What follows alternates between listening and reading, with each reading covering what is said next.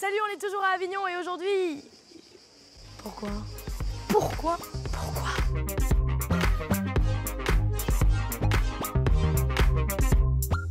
Michael Hirsch, pourquoi? Bah pourquoi pas? Non, pourquoi? Parce que c'est le titre de ton spectacle. Ah oui, c'est ça.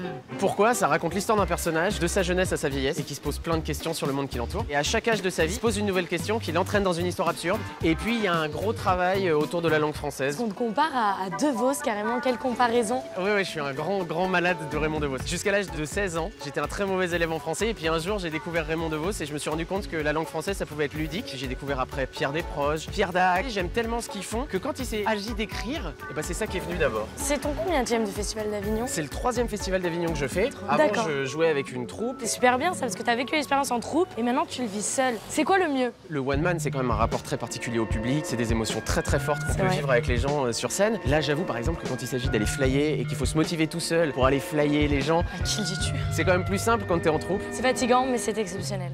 Exactement. Et en tout cas, on va venir te voir et on se demandera pas pourquoi. Merci beaucoup. On te laisse repartir tel un cheval fougueux. Oh, quelle fougue! T'as vu comme je fais bien le cheval?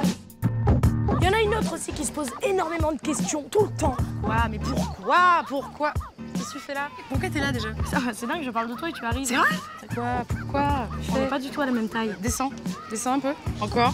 Voilà, là t'es bien, t'as la bonne dimension. Ah bah voilà. Là, qui a tué Cendrillon? Tu vois, elle aussi se pose des questions. Tout le monde se pose des questions à Avignon. Tu vois, tout le monde se pose des questions. Tout le monde se pose des questions, c'est dingue, ça n'arrête jamais. Dans ton spectacle, tu te poses plein de questions. Est-ce que tu réponds à toutes les questions que tu te poses? Non, enfin si, un peu, mais je m'en pose beaucoup trop. Un bon spectacle, c'est un grand écart entre, tu vois, Annie Cordy et Nietzsche. Ah bah tiens, regarde qui est là. Regarde, c'est moi. Voilà, ta belle affiche. Mais elle est trop belle ton affiche, moi j'adore. Elle donne trop envie. Elle est belle, hein. S'il y avait un prix de la plus belle affiche, je pense que ce serait moi qui la gagne. Ça, c'est, regarde, public qui vient ce soir, pas du tout.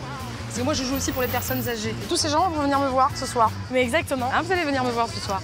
Voilà, tu vois, ce spectacle est ouvert de 10 à 78 ans. Si un mec a 9 ans, par exemple. Eh ben, j'en ai eu un. Voilà. Bah, il s'est suicidé, le gamin. Ah, check. C'est comme ça qu'on fait? Ouais, je sais pas. J'ai eu envie de... Ah, peut-être en cheveux. Vas-y, viens, on le fait. On est tout en cheveux. Ouais. Et en ins. Voilà. Enfin, pas moi, mais... Arrête, petit 80. Ah, ouais.